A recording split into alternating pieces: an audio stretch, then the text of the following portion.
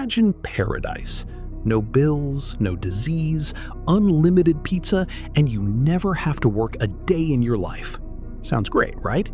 Well, congratulations. You just described the perfect recipe for the apocalypse.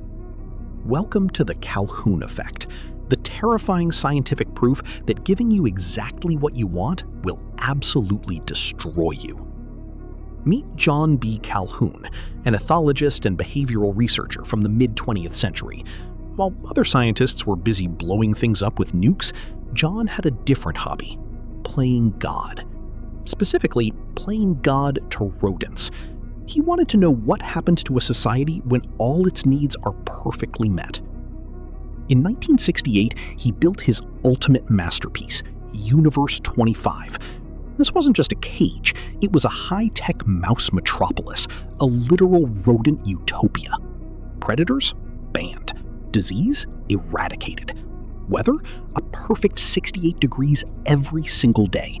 Food and water were completely unlimited. You could eat until you exploded, and the dispensers would instantly refill.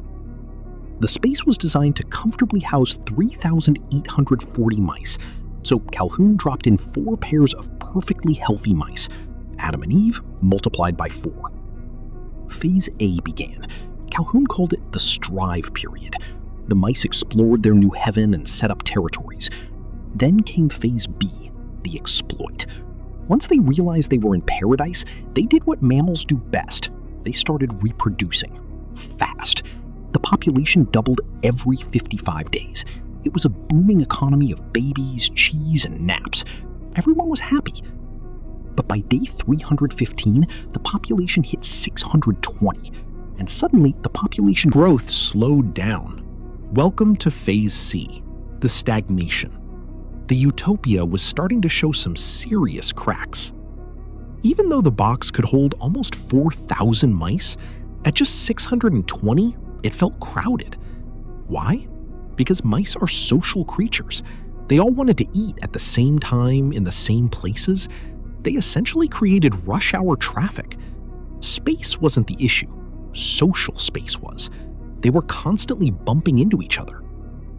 Normal social roles completely broke down. Older mice stopped dying because there were no predators or diseases. This meant the young mice had no jobs, no roles, and no space in the social hierarchy. The older alpha males couldn't defend their territories against the sheer volume of young, bored, and frustrated youth. So the alphas just gave up. They abandoned their females and their nests. Without the males to protect them, the females became aggressively defensive, attacking their own pups. Families fell apart. Mothers abandoned their babies. It was complete chaos. Calhoun called this terrifying descent into madness the behavioral sink. The outcast males gathered in the center of the enclosure, forming violent, mindless gangs. They would attack each other for no reason, biting, tearing, leaving the floor covered in blood and scars. There was no struggle for survival, no fight for food. They were just violent because they had literally nothing else to do. But while the center of Universe 25 turned into Fight Club, something even weirder was happening in the corners.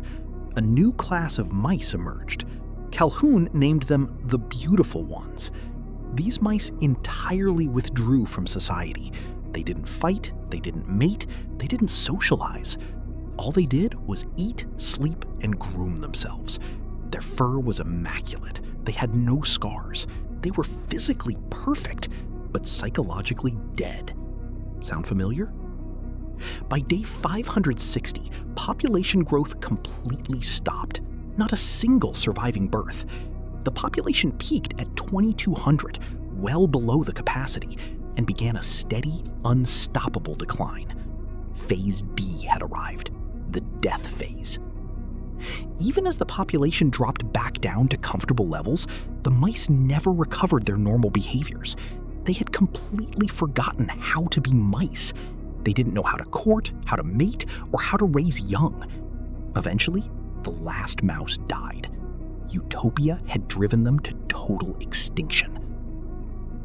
Now, I know what you're thinking. Well, that's just mice. Humans are smarter, right? Are we? Look around.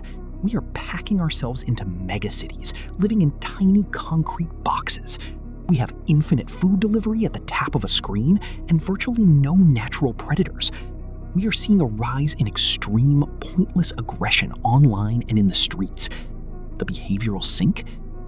And what about the beautiful ones? People completely withdrawing from society, living entirely online, obsessed with their digital image. The birth rates in fully developed nations are plummeting right now, despite abundant resources. Calhoun's chilling conclusion was that physical death is only the second death. The first death is the death of the spirit. Without challenges, without struggle, without a purpose to strive for, we rot from the inside out. Now, go touch some grass before you turn into a beautiful mouse.